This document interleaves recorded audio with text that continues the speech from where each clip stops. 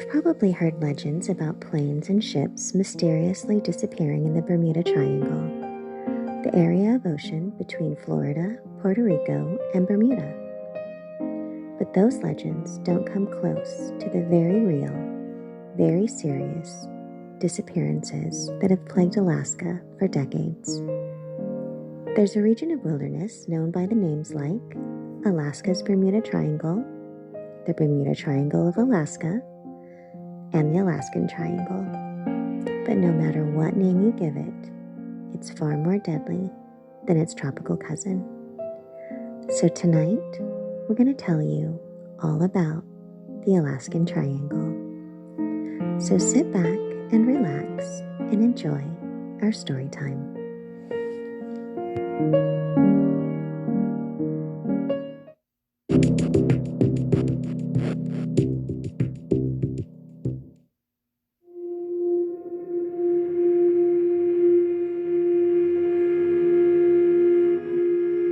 Hello, everyone, and welcome to the Conspiracy Collective with your two favorite conspiracy theorists, Jill and Joe. And tonight, we thought we would tackle the Alaskan Triangle. I've never heard of this before. I'm interested. Well, lay it on me. So it's like part of the most untouched wilderness area of anywhere. Mm-hmm. And people go missing at a really, really high rate. So basically the triangle connects from Anchorage in the south and then Juneau to the southeast to a small town called Barrow to the north. So that's what makes up the triangle. Okay. And the thing that started everybody sort of taking a closer look at this issue was in October of 1972, there was a private plane that was chartered, and it had the House Majority Leader, it had an Alaskan congressman, it had an aide, and the pilot, and they flew out of Anchorage and they were going to Juneau, and the plane disappeared. So for like a month, there were like 50 independent planes, 40 military aircrafts, dozens of boats. They covered like 32,000 miles and no trace, no men, no wreckage, no debris, nothing. So that sort of sparked an interest on what's going on in this triangle. There's a lot of different theories, so we can talk about what they could be and what some of the speculation is. But as far as from 1988, they started tracking how many people go missing each year, and we're at about 16,000 people a year.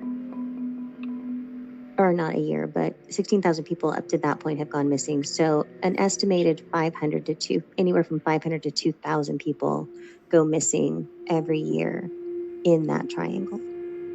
Just in that area. Right. Just vanish. No trace, no nothing. Wow. That is a big area of forest and stuff, right? It is. And a lot of it is just untouched. Because the terrain is so rough. So rugged. Yeah. So some of the theories are weather. Here we go. Weather, okay. Aliens. Of course. Vortexes. Mm-hmm. Shape-shifting demons. Well, yeah. I mean, you can't have a good story without a shape-shifting demon. You gotta have a demon in there somewhere. Right. Now, the problem, I think, for search and rescue is that because it's such a harsh landscape, there's a ton of forest, there's massive glaciers, there's hidden caves, there's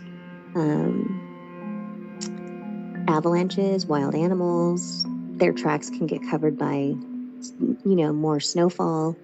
So, And just the animal population too, right? mhm, They get after a body, but quick. right.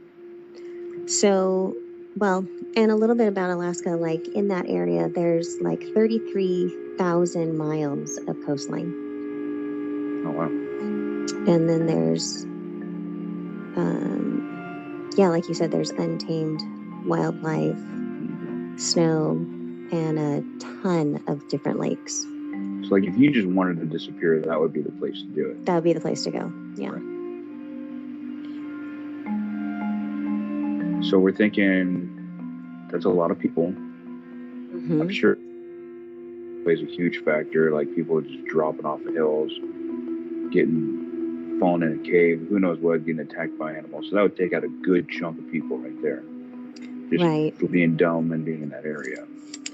Right. But there's got to be some funny business going on also, because that's a lot of people for that particular area.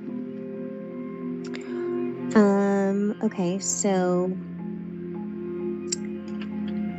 one theory which I know it's your favorite thing ever, is the discussion of vortexes. Yes. Yes. So there's a theory that this triangle houses a lot of energy because of the northern lights.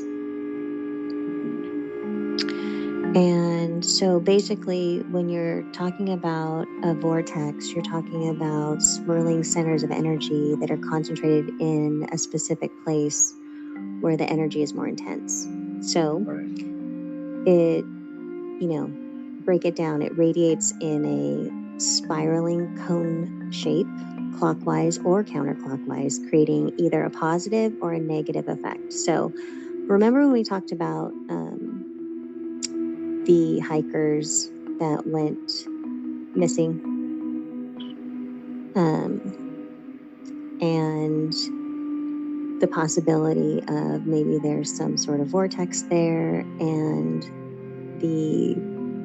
it's about the positive or the negative, the energy. So it affects humans physically and mentally and emotionally, right? Right. So yeah, geomagnetic fields can adversely affect the human mind because your brain gives off magnetic fields.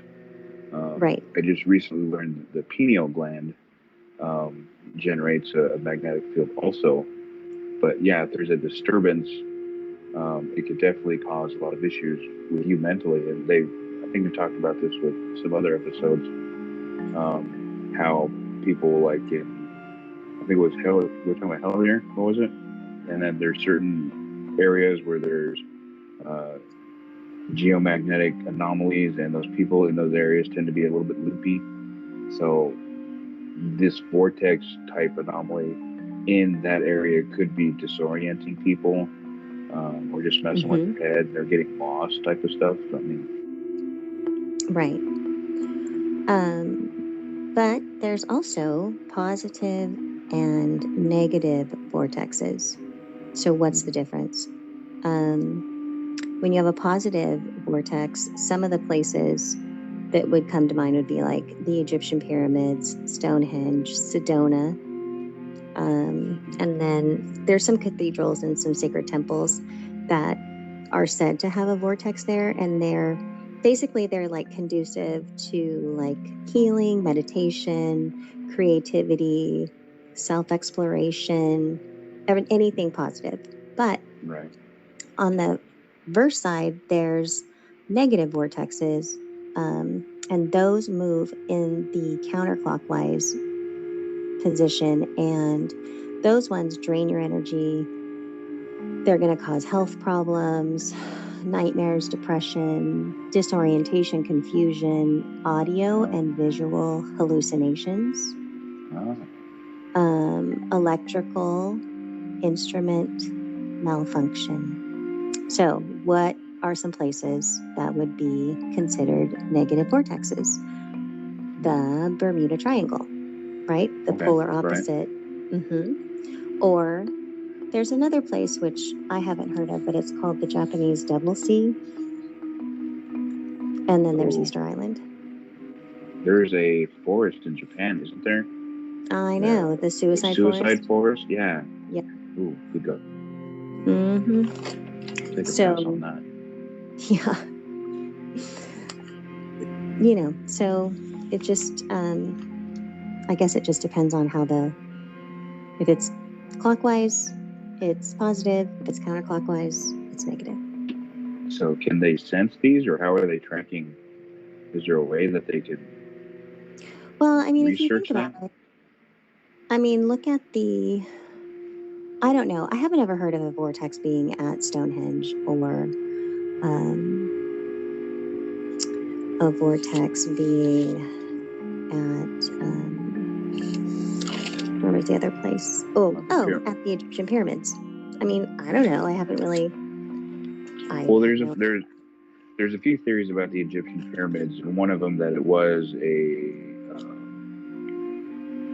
geomagnetic center, and there's another word for it. I can't quite remember it, but it's like you're discussing a positive vortex type vibe,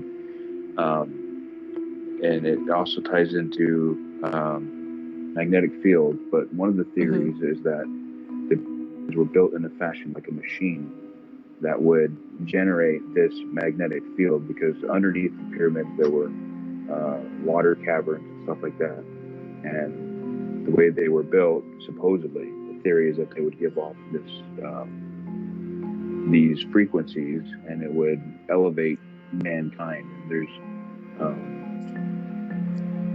there's one in the Himalayas, and there's a few others where if you're in there, you are positively affected by its energy, and it raises your consciousness.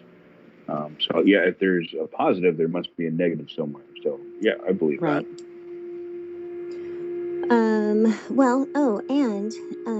There's an author, his name is Ivan Sanderson. In 1972, he wrote a book about, he was documenting that there's 12 places on Earth that weird weather occurs, a ton of missing people, and a lot of strange occurrences. His thought process was that there's extreme electromagnetic forces there, and has an effect on space and time. Yeah, I can see that. So space and time would be an interesting So we'll talk about that in a second. So just hold on to that. There's stuff going on at the Alaskan Triangle. Okay. That we'll get into real quick. But I did see that there was a earthquake in Anchorage in 1964, and it was a 9.2. Oh, that was a big one. Yeah. And it increased, I guess the scientists deduced that it increased the electromagnetic field for whatever reason after that earthquake. Oh, really? And that was the biggest at that time ever earthquake in Northern America. And it was the second biggest in the entire world. Oh, wow. Now, and there were 100 minor earthquakes, more than any other state combined, just in Alaska. Now, the increase in the electromagnetic force from the North Pole feeds into the Alaskan Triangle. Oh, really? So they're saying that the electromagnetic force could be more powerful than the Bermuda Triangle, which we all know has had a lot of shady things going on over there. But it's weird that we don't hear much about the Alaskan Triangle as we do, obviously, about the Bermuda Triangle. I mean, Amelia Earhart, all of that with the Bermuda Triangle. But the fact that the Alaskan Triangle is more powerful than whatever is happening at the Bermuda Triangle that's interesting to me. Yeah, that is nuts. And there have been some really unusual UFO stories in the Alaskan area. I think one of the first UFO sightings was actually in the Alaskan. I can't remember where, but anyway, yeah, lots of crazy stuff going on up there. Right. So, I mean, and I think we touched on this in the very beginning, but more people disappear in that triangle than anywhere else in the United States. That is crazy. I can't imagine why people would willingly want to go there in the first place, but there's nothing there. This is why you're going to want to go there. Oh, well, yeah, maybe. Okay, so some of the things that have been documented, and there's a ton of different stories and a ton of different legends and a ton of different lores, happen in this area. So you've got there's a missing Douglas aircraft that goes missing in 1950. No trace of it. There's a flight 1628 that a UFO pursues, a Boeing 747. Yeah, and that then was one of the bigger. Yep. And then a large bird is seen in the same area, flying. So like a monster bird. Okay. Then there's been some accounts of underwater UFOs, a ghost ship. In 1918, they call it the Alaskan Titanic. The SS Princess Sophia sinks near Juneau. There's some shape-shifting creatures that possibly could be to blame for thousands of abductions. Native Americans in that area tell of a race of giants. There is also an Alaskan Loch Ness monster. Really? Woolly mammoths. Yeah. Possibly found a safe haven in that area. And there's been some archaeological digs that they're finding some skeletal remains of those. There's a place called Mount Hayes, and a lot of UFO sightings are going on there. Like I said, there's a Bigfoot, and they call that Bigfoot there the Yuletide Yeti. There's also something, there's also something called the Hairy Man. Now, that's related to Bigfoot, but it's different than the Bigfoot because it's much bigger from arms to its ankles. Like the entire body is a lot longer. Okay. There's something called the water devil. It's monkey-like with long claws. Wow. Now that hairy man that we just talked about for a second was seen there was a mining town or something that had been established called Portlock, and it's abandoned.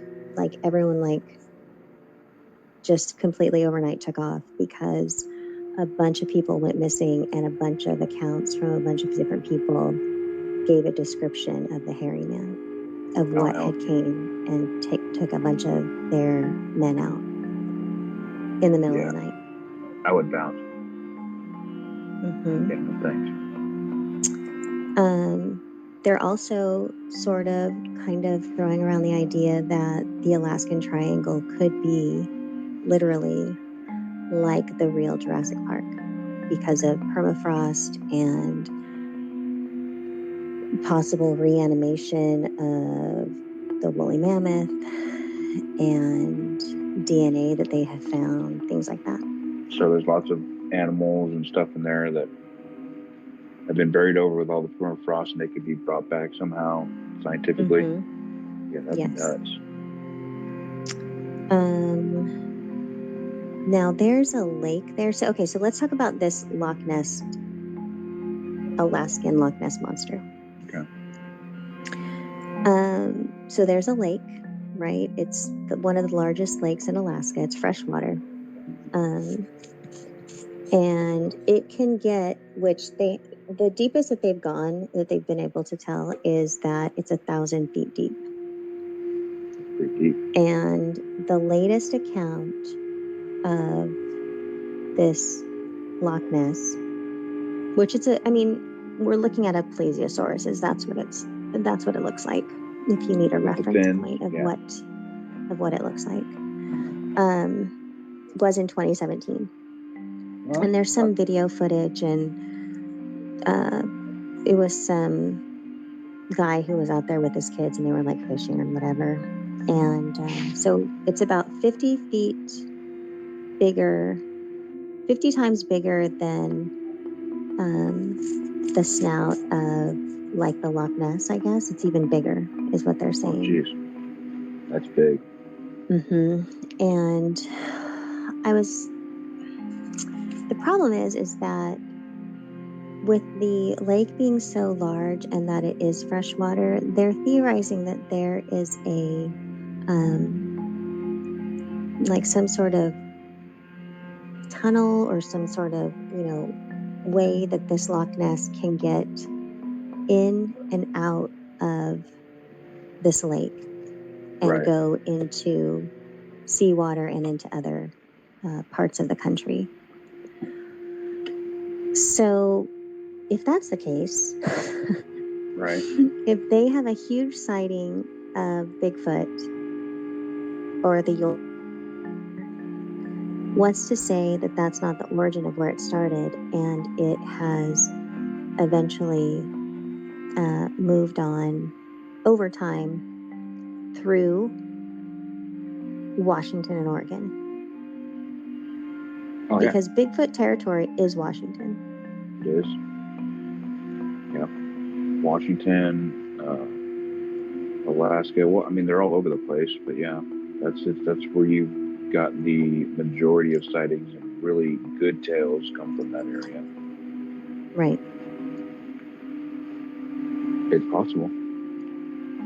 And if you have over 200,000 square feet of untouched land, you can't really tell, or you can't really discern what's been there and what hasn't been there. The most strangest thing that I read was that the tribes that have lived there this whole time knew that Bigfoot was marking its territory because in that area, in that triangle, you've got big ass huge trees that are literally pulled out from the ground, root and everything. Yes. Turned upside down and put back into the ground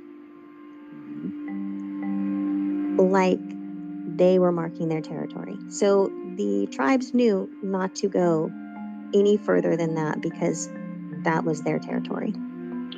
Right.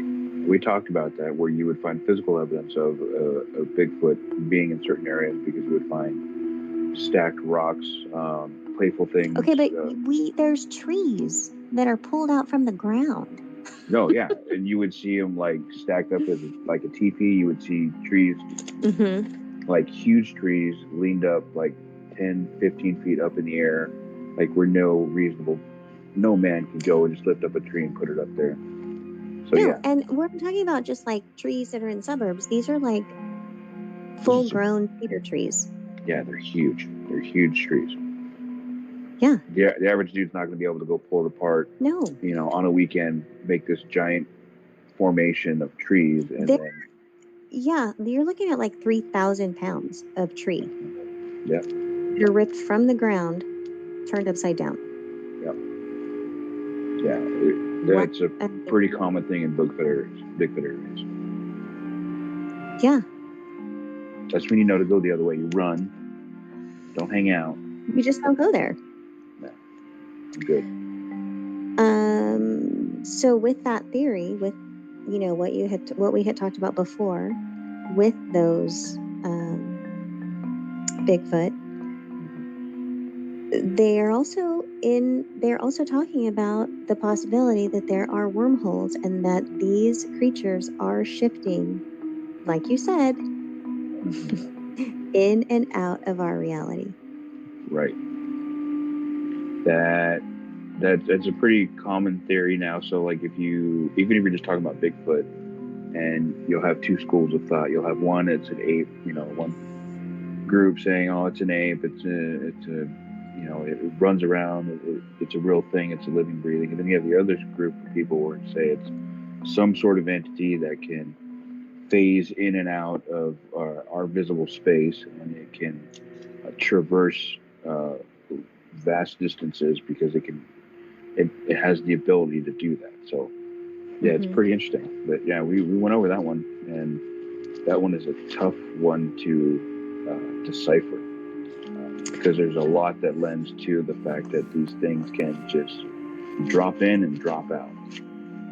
Right. And the fact that the human brain and your five senses can only detect a certain bandwidth of stuff out there in the real world, and if they're operating around that bandwidth, then we would have no idea where they're at, what they're doing.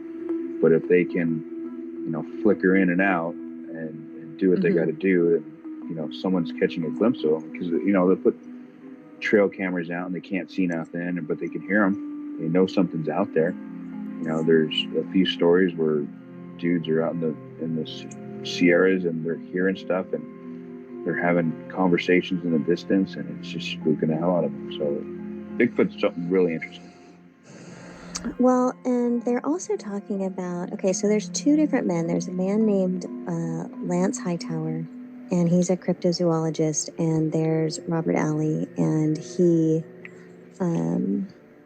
was a professor at the college up there, and they've been tracking this Bigfoot theory for a really long time, but they've also come up with something called the Java Man, which is different than the Bigfoot.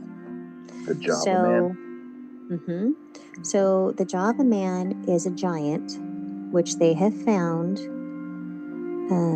skeletal remains of something that is 8 feet tall, okay, and 2 times the size of a gorilla. Jesus. And they deduce that the Java Man was mixed with modern human genes. So basically, an older version of us. Okay. But hairy, and up to 8 feet tall, with a 6-foot stride. A 6-foot stride. That is a huge stride. Yeah, there's a lot of theories of giants from our past. I've often wondered about that. I never really researched it, but there's a lot of stories about giants in the past. I had never heard of that. There's a lot of weird stuff out there. My question when I was looking into all of this was, if I go back to the Loch Ness issue underwater, is there a cave passage that could hook up with or connect to the Mammoth Cave system? That's a good question. I mean, what do we know that's really going on under the surface? I mean, going on in the oceans. We don't know what's going on in those cave systems, how far they go. I mean, anything's possible. Because a lot of, I don't know, and what does that cave system have to do with anything? Maybe nothing, maybe it's completely separate, or maybe it is another vortex, portal, whatever. Yeah, that could be it. I mean, if there was a cave system, I don't know, how big it would be, or if you could pass a giant animal like that through there. But something's going on. People are seeing something, so it's possible, or it's possible it just hangs out in the, down there at the bottom of the lake for extended periods of time. But you would think it would rise to the surface a bit more often. So it's a tough one. So right now, the other thing that has happened that I think is so strange about Alaska is there's some sort of strange, weird phenomenon that small animals like worms, fish, frogs, but there's something called a bloodsucker fish that continually, for centuries, falls from the sky. Fish falls from the sky. Fish, worms, frogs.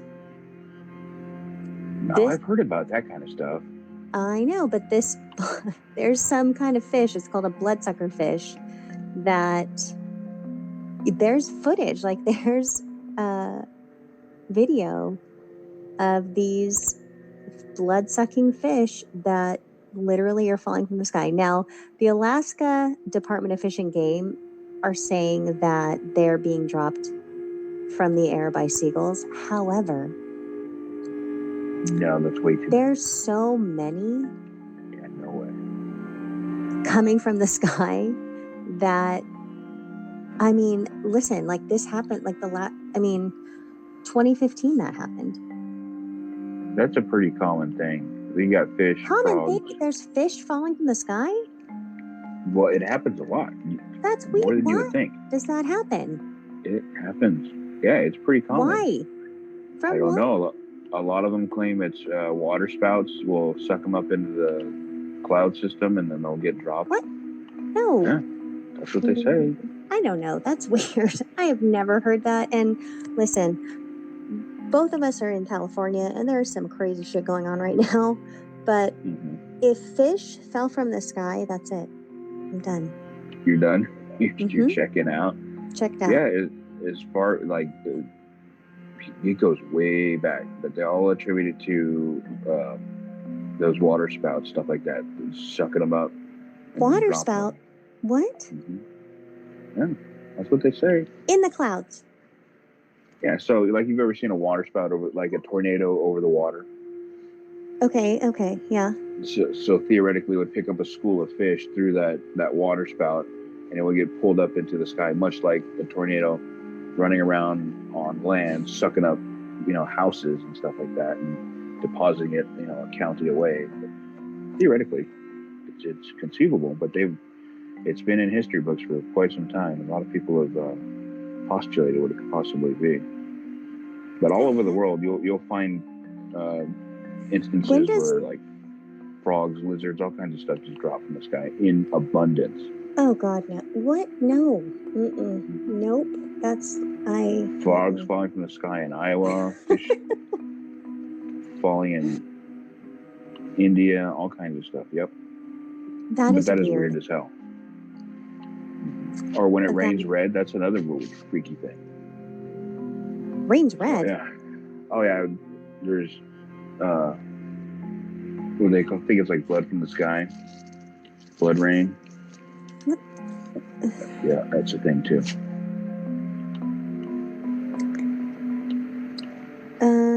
Okay, that's weird. So so Alaska, they are calling this the supernatural triangle. And triangle. Have you seen a movie called Dark Skies? Yes. You've seen that movie? Okay. That movie, listen. Horror movies don't really scare me. I'm not super keen on like space aliens, like that is kind of scary to me. However, Dark Skies was scary, but maybe that's not the name of it. There's another one with Mila Jovovich, and she is in Alaska. Oh, therapist. God, what and is some that movie weird called? stuff has happened, and her daughter goes missing, and they think she. I'm trying to find where it's at. Aliens did it, and she was never connected to of it. But she But that kept was a real story. that. Listen, that movie scared me. That is a real story. I'm trying to find it. Yeah. What was it called? Dark Skies in that movie scared me. I'm sorry. Is it The Fourth Kind? Yes. Is that what it is? Yes. Oh yeah, I shit myself on that movie. Yeah, that's scary. And that happened in what, Juneau?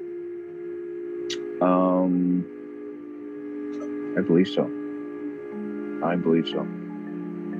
And in that movie, it said that they have a really high rate of missing people. Mm-hmm. Yeah, that's a spooky movie.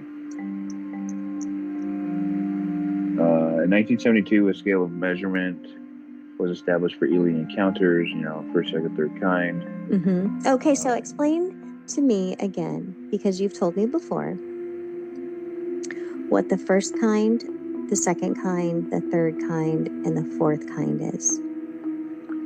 Okay, let me remember. The first kind is a sighting, like you see something. Mm-hmm. The second kind is you see something and it leaves like an impression, a visible impression or some sort of remnant of its visit. The third kind is an abduction,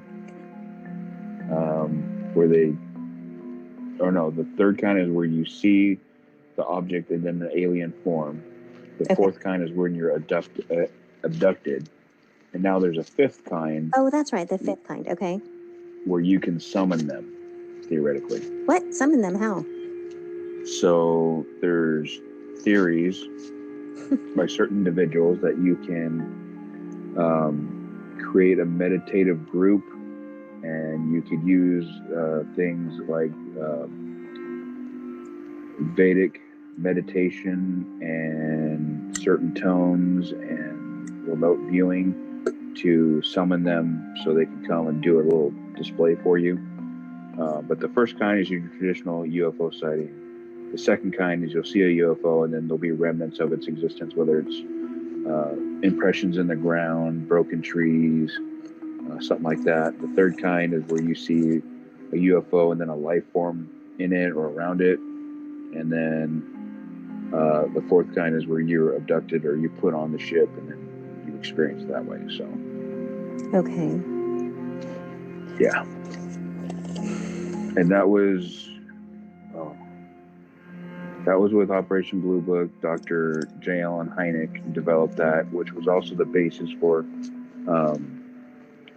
the movie Encounters of the Third Kind. Okay. So yeah, I can go off the deep end, but yeah, that's some spooky stuff. So what do you think about, because the Northern Lights are there, do you think that there's a greater magnetic field there due to that, and the North Pole and all of those things working together to create this unusually high triangle? Yeah, I would say that there is something naturally occurring that is causing these things to happen, in my opinion. So whether it be, some sort of magnetic field that is interfering with people's perceptions, causing them to get lost, because that's what you experience in the Bermuda Triangle. Like, compasses go haywire, people get lost, fog rolls in, they think they're in one place but they're in another, and so yeah, I would say it's something natural to some degree, but I'm sure there's, in some cases, like everything else, there's a paranormal aspect to it, but how rampant that is, I'm not sure. But what do you think about specific to the Northern Lights? I don't know that the Northern Lights is the direct cause. It's possible. I think if there is an anomaly, it would be embedded in the earth.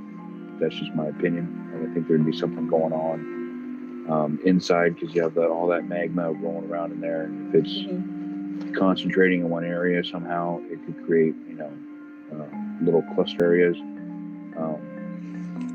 I don't know enough about the Northern Lights to say what they would be causing. And then what do you think about the fact that we're looking at 200,000 square feet of untamed forest that is extremely rugged, from deep crevices that you don't know that's there. They can't even get to it because maybe, who knows if you guys have gone searching for something and they can't track you because snow has fallen over it, over your tracks. And like, okay, for instance, like this airplane in 1972 that completely disappeared. Like, there's a huge possibility that it maybe came across, or it fell into a deep cavern and it's covered by snow and it's never going to be seen again. Well, the huge issue, like you're talking, like the plane just disappeared.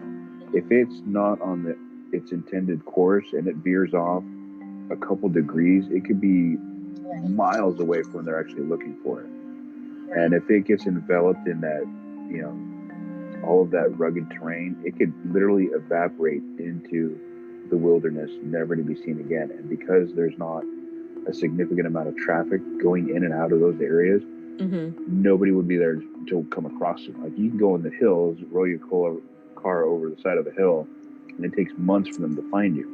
But there's cars, 100 feet up that are passing by there constantly.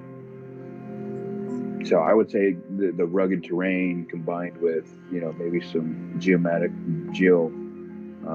anomalies would be like the biggest reason why people just vanish in that area. So if my plane goes missing in the Alaskan triangle, because there's so many variables for my plane to not be found, I completely understand that. But then if my plane goes missing over the Bermuda Triangle and there's no wreckage recovery, no sign of anything, where did my plane go? So you caught me off. There is a story about a squadron of Navy planes that were flying, and they were cruising at altitude or whatever, and then they lost radio contact, and then they vanished. Search parties went out looking for them. Nobody could find them. And then it's a crazy story. I don't even know if I really believe it, but that sometime later, these planes reappeared and landed. I think it was in a desert town or something, and they're shit. Like, where did these planes come from? And the guys are like, oh, that's a weird little ghost story that people tell, but I don't know if it's true or not. But who knows? Who knows where those planes go? And it's happened many, many times. Even Amelia Earhart disappeared. Supposedly they found her, but right. Was she taken hostage, or not hostage, but was she taken? I had heard by that, I don't know, by an indigenous tribe that ate people. Yeah, and so they were looking in an area where she actually wasn't. In this other area on an island, and the theory is that she just was on the island and died on the island. Explosion and all that stuff. So, but I mean, back then, they didn't have resources to really track the people down.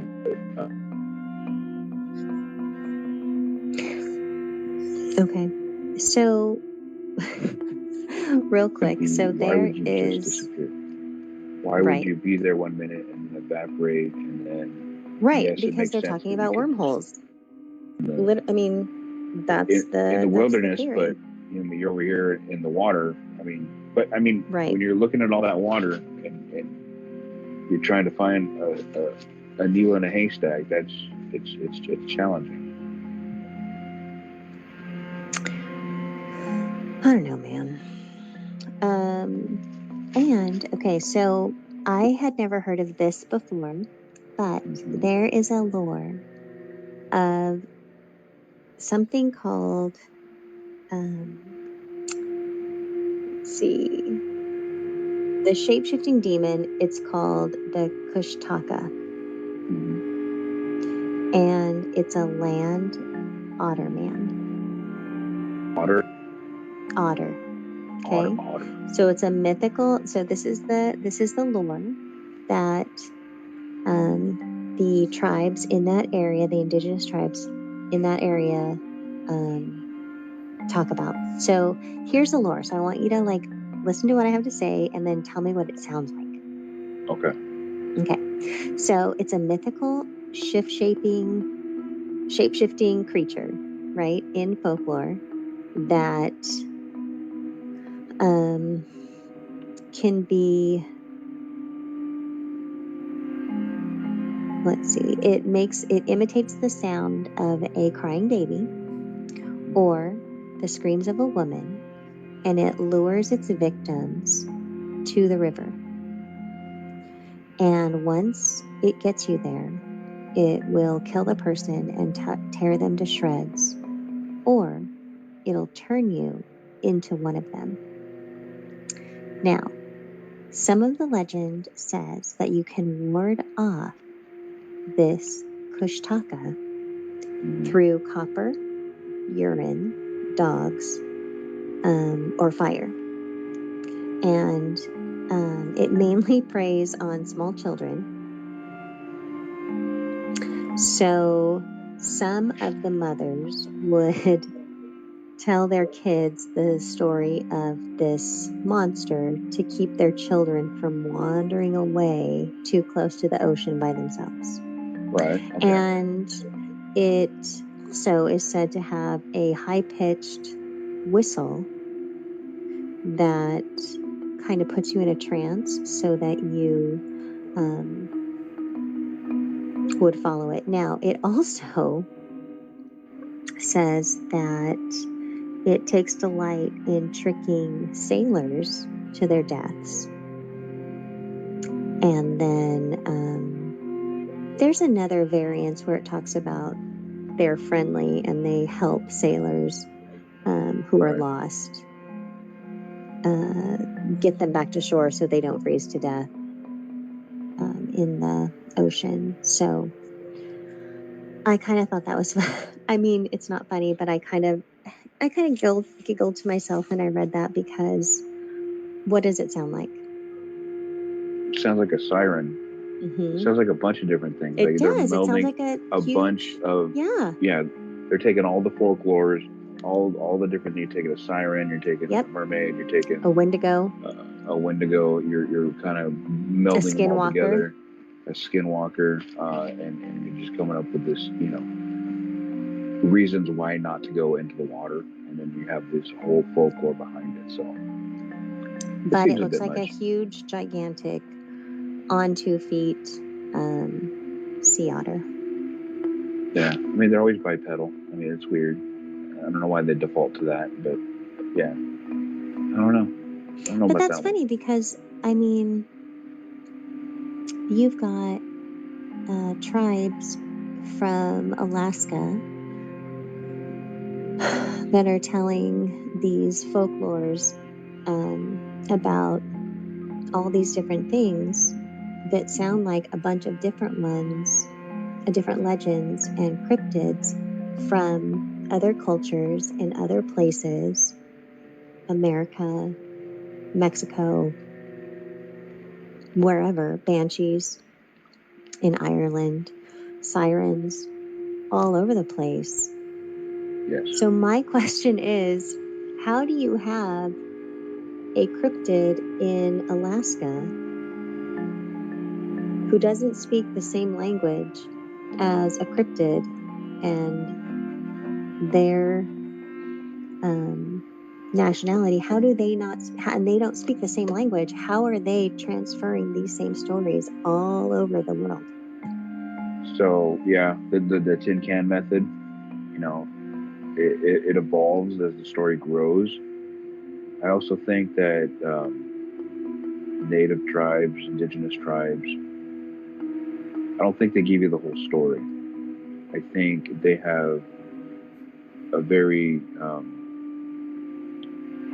their oral history is very private, and they only let certain things out. So like the real meat of the story is still wrapped in shrouds. Like they don't let that out, and they don't want people discussing it for whatever reasons. They look like they're crazy, or they just don't want to let those certain stories out. And there's a lot of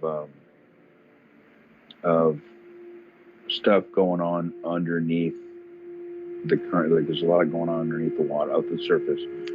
And so like you'll hear some of these stories, and yes, they probably evolve when you go from tribe to tribe, and they add their own little twist onto it. But I don't think like they're really letting all of it out. Like they give you, the sensational stuff, the hey, stay away from the water because of this, but it's embedded in a much deeper history of theirs that they hold really close to their pocket. Right. So what is it about the Pacific Northwest, from Alaska to Washington to Oregon, that is it because it's forested, it's wooded? Like, what is it about these places that hold so much history and so much lore about even just Bigfoot, the Yuletide Yeti there, the Bigfoot here, a gorilla man there, the Java man over here? What is it about these specific places that harbor these particular cryptids, in your opinion? I think the terrain plays a big role. I think the native culture plays another big role, and some areas. I've been up there, and it's different. It's not. It's quiet. There's a different vibe when you're up in the Northwest. I've been to Alaska. I've been to Washington. I've been to Oregon. And as soon as you dip out of California, it takes on a whole different vibe. Like there's something it's a different experience than when you go to the rest of the states. So I think there's a certain mystique that it carries, and I don't think people pay tribute to it like they should. Like they're not cautious with it, and they're kind of willy-nilly, and they just go and into the Northwest, just tromping through there and get themselves in bad situations. But I think it's a combination of things. Like it's just there's a lot of history there. There's the terrain, the geomagnetic stuff. So it has its own mystique, and I think people get weirded out by that sometimes. Maybe because it's too quiet. It's quiet. It's quiet. It's weird. I heard that pause. But then you also have the the daylight. Right. So like you'll have daylight for months on end. Right. You have night for months on end, and that drives some people batshit. It drives them crazy. But it's not like pitch black. I mean, it's what, like a dusk? No? Yeah, it can. When I was up there, it was summertime, so it was dark it was dusk for about 3 hours. But you got to know that significantly impairs people's melatonin and serotonin levels. Okay. And why does that happen? So when you open your eyes and you experience light, your body gives off serotonin. It says it's time to wake up, it's time to go do business, and that triggers your brain waves, like it gets them sped up. So when you close your eyes and the darkness comes, your melatonin gets triggered. That's why people sleep. So you'll take melatonin to help you sleep, but when you're off balance and you have too much serotonin, your brain doesn't relax. If you aren't getting enough melatonin, you don't get that restful sleep. So you don't have that balance in your mind, essentially. So it can create paranoia. Okay. And that lasts for how long? I mean, how long is... Until you restore your balance. No. How long is Alaska? Oh, it's a few months. Is it? Okay. Oh, I gotta look that up. But yeah, it's like summer, winter. So like all of like, you know, when we experience daylight savings time, Right.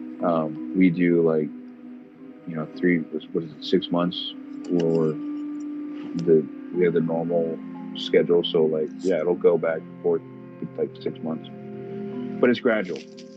You know, so you have 3 months of normal daylight on either end of it, and then you have, you know, 3 months where it's just dramatic, like daylight all the time or night. I don't know. See, I don't know if I could do daylight all the time. It's weird. I don't know that I could do nighttime all the time. Well, I mean, I say yes, but I mean, I don't know. I have never done it, so.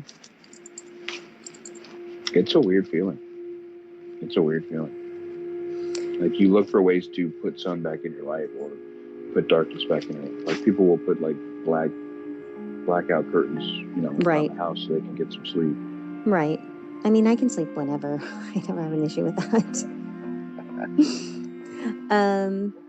So what do you think about this Portlock that is now a ghost town, where people are there? It was up and coming. It had a cannery. It had a logging community. But then it was huge in the 1950s. But then after a number of unsolved murders and disappearances, people just were like, we're done here. Oh, really? Yeah. So it was in 1921, it got its first post office and it opened up as a town. Okay. So around 1940, it's reported that several sheep hunters had disappeared in the hills outside of Portlock. It's also reported in 1973 that a bunch of dismembered bodies, had washed up along the shoreline, and all of this stuff caused the residents of the community to just be like, we're done. And the post office officially closed in between 1950 and 1951. You know what? Have you heard of, I think this is in Canada though, random, just like a foot inside of a shoe washing up on the shore? Yeah, I've heard of that. Mm-hmm. So that was just completely random and off topic. It made me think of that. Oh, have you also heard about the Garfield telephones washing up on shores? No, from when we were little? Yes. No. Garfield telephones would randomly show up on beaches. Really? Google it. Yeah. Beaches where? I can't remember. Let me look it up. Garfield phones. So the census in 1940 for Portlock was 31 residents. They didn't do another census until 1980, and still 31 residents. However, by 1990, it was dissolved and has not been reported again.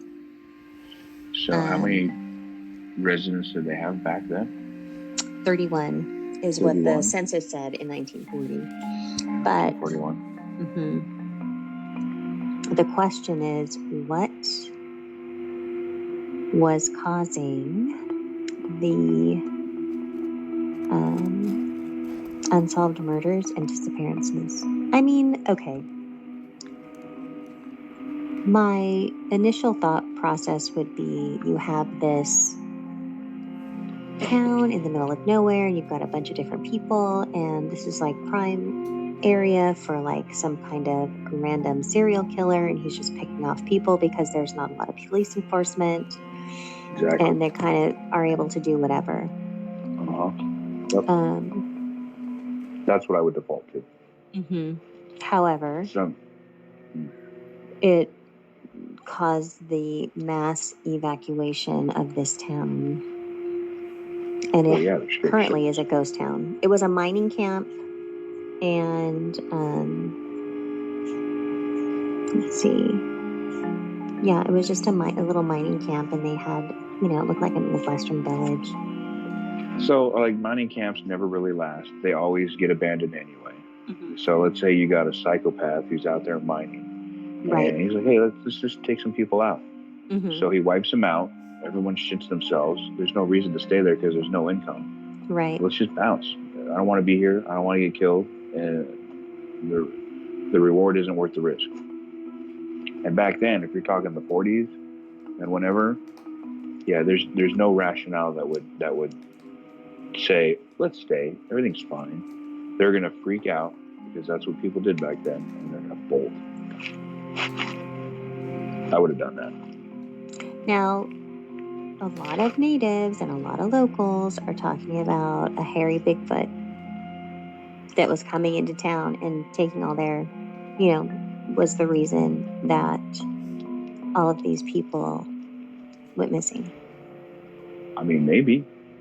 So in 1920, a man named Albert Pateka was supposedly scared. He scared off a hairy man creature with his dogs, but not before receiving a fatal blow to his chest. According to stories, he survived to explain what happened, but then died from his wounds. Fatal blow?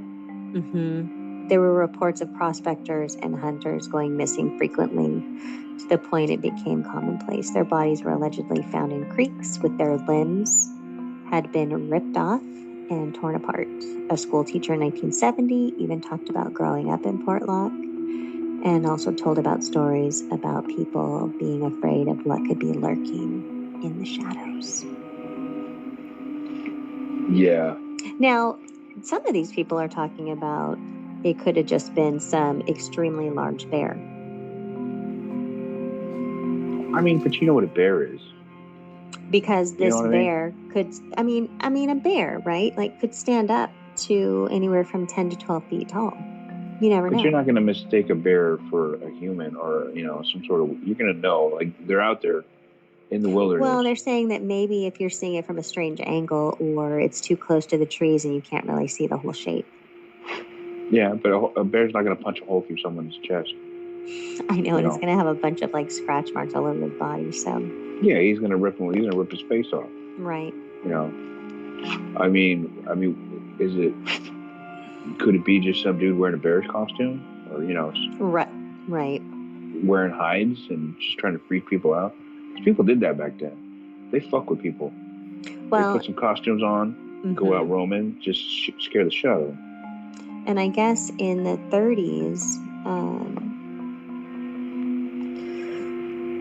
they had begged people to move back to the town for a year so that they could get the cannery back up and working. However, nobody. And they even said that they would set up armed guards for security, but none of them. They were like, no, we're good. Kiss my ass. Even if people are ended up randomly dead in creeks and stuff like that, and there's nobody that could figure out why, I'm not going back. Who knows what now, okay, so they're also saying in this report that people are calling it murders. However, some of them could be just lost in the wilderness, like we had talked before. Right. So maybe the numbers are askew. Could be. Still weird. But they're also, you're not looking at, a dozen people. We're talking about like 3-4 dozen people that have gone missing. Yeah, that is a random ass place to be losing people. There has to be something going on there. Right. So, like, okay, so in this article, they're talking about the possibility of a serial killer. However, it would have been over a 20-year span. Yeah, that's not unusual. I don't think it's unusual for some dude to take him out, one in a year. Who knows? Right. Or That's passed it possible. down to his kids or whatever. Yeah, or his, maybe he's breeding killers. Well, or he's passing it down to some random guy who he took on as his little protege. Maybe there's a little cult going on there, and they're just, willy-nilly taking people out. But if he had 31 people there in 1940, Right. and he had 31 people there in 1980, I know.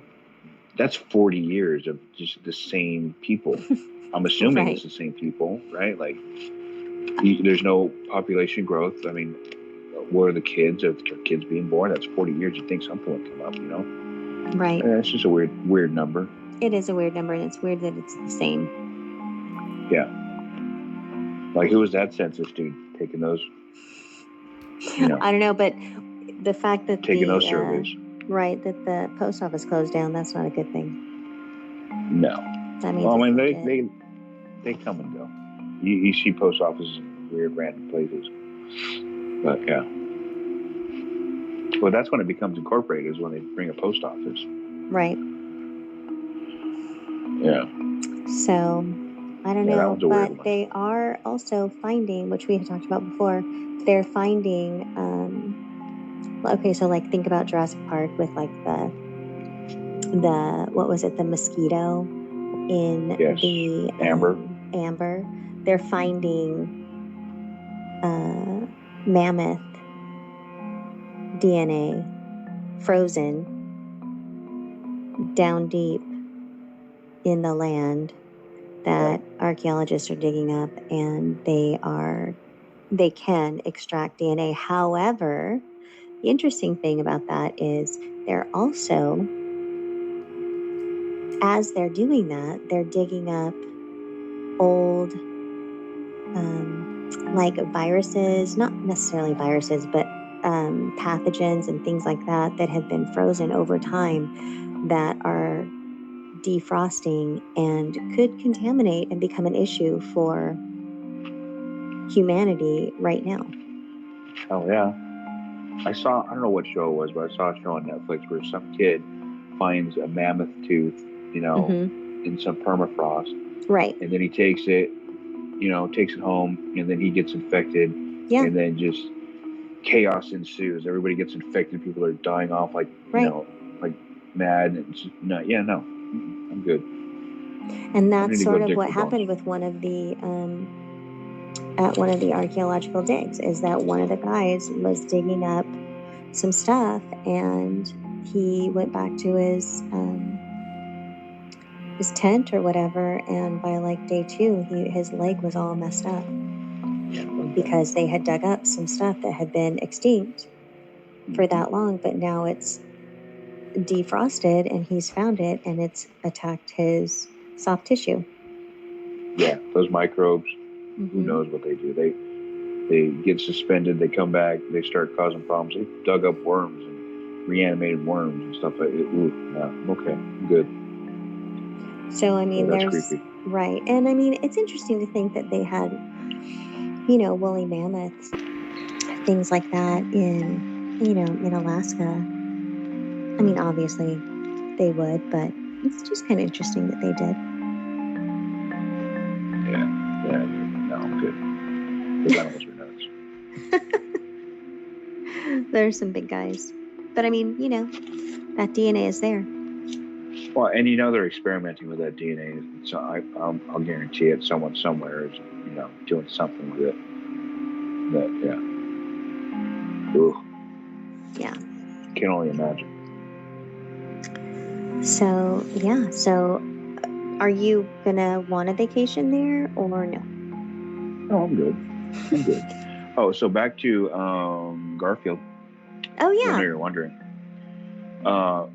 Bright orange plastic novelty phone shaped like grumpy cartoon cat Garfield kept washing up on rocky Atlantic shoreline of Brittany in western France. In France? Nobody could figure in France. Nobody could figure it out. A lot of them? Yeah, they would just show up randomly. Let's see here. They would go and pick them up. It was like 30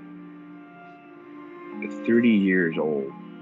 So between 2008 and 2016 is when these things were washing up. But what it turned out to be is there was a Maersk accident, and they lost this big old sea van, and it got pulled down by a tide and busted open, so those things would leak out every now and then.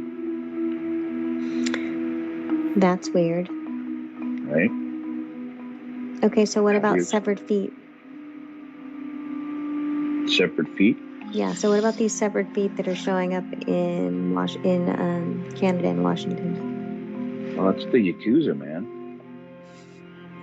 That's, some say it's due to the coroner. Right. That's some weird, like, gang cutting off legs because they're pissed off at people. It's, who knows? Well, they thought about maybe a serial killer. So since 2007, at least 20 detached human feet have been found on the coastline of Canada, Washington, and the U.S. Oh man, that could be anything. That could be human trafficking. That could be a serial killer. That could be a gang. You know, okay, or feet it off could their just opponents. be like from an accident or a suicide, and the foot detached from decomposition. No, right? Yeah, no, I mean maybe.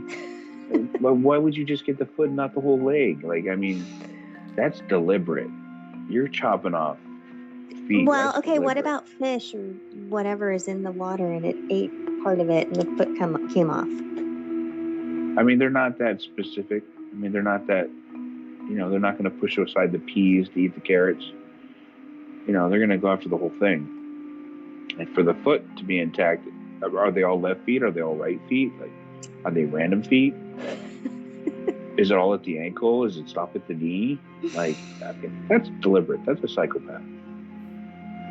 I think. Okay. That's a Dexter on steroids. Let's see. One of them was found to be Antonio Neal. He was missing since 2016, and the coroner was able to deduce that from the boot, his foot was inside, and they could use his DNA to find out who he was. It says some were from drowned men. Yeah, it doesn't really say like if it's from the knee or if it's from the ankle.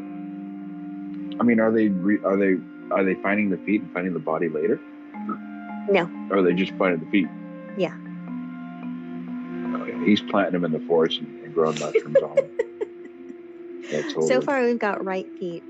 It's always been a right foot. I'm telling you, it's some crazy dude sending a message to somebody. Maybe he lost his left foot and he's trying to replace right feet. I don't know. 2007, August 20th, they found a size 12 Adidas running shoe. And it was found to be the foot of a missing man suffering from depression. 6 days later, a couple found another size 12 Reebok shoe. However, they don't know who that belongs to, but that was another right foot. 2008, a size 11 right foot was discovered. I'm telling you. That was February. In May 2008, a woman's right foot. Again, another right foot. 2016, or June 16th, 2008, a left foot. August 1st, a right foot. November 11th, a left foot. Another right foot. 2010, another right foot. So yeah, we're just looking at the foot. That's it. Mm-hmm. And where is this at again? Washington, Canada, one or two in California, So he's but driving mostly up in and down British the coast. Columbia. He's driving up and down the coast. He's a truck driver. You know, he's picking up random people, getting them in the truck, lopping their foot off, He has and a foot then fetish. planting their bodies. Maybe it could be. Stranger things have happened. But why the right foot? Maybe he doesn't have a right foot. Maybe he's mad about it. Maybe he is mad about it, and he What if it's a girl? He likes white tennis shoes. See, he's a psychopath. Yeah, he's nuts. Well, I'll call the FBI and let them know you're on to the case. No, I don't want to lose my foot. I'm not trying to lose a foot. Yep. I don't know, man. There's some crazy stuff going on over there in that Pacific Northwest, Alaskan area. So avoid Alaska. Avoid the Pacific Northwest. Don't get in the water because you could get eaten in the water by the Alaskan Loch Ness Monster. Don't get out of the water because if you get out of the water, the otter will come get you to get back in the water. Or if you get out of the water and try to dry off, the Bigfoot's going to get you. Or the giant man. And don't hitchhike. Java man. That's his name. Java man. You might lose a foot if you hitchhike. Or you could go into a vortex because, I mean, what about that? Could a plane go into the vortex? What do you think about that? Wormhole vortex? I mean, plane flying into that? At this point, anything's possible. It's just so random things that happen up there. Right. Yeah. Just avoid it in general. Like if anybody listening wants to go do something up there, have an experience and let us know because you're crazy. No. Yep.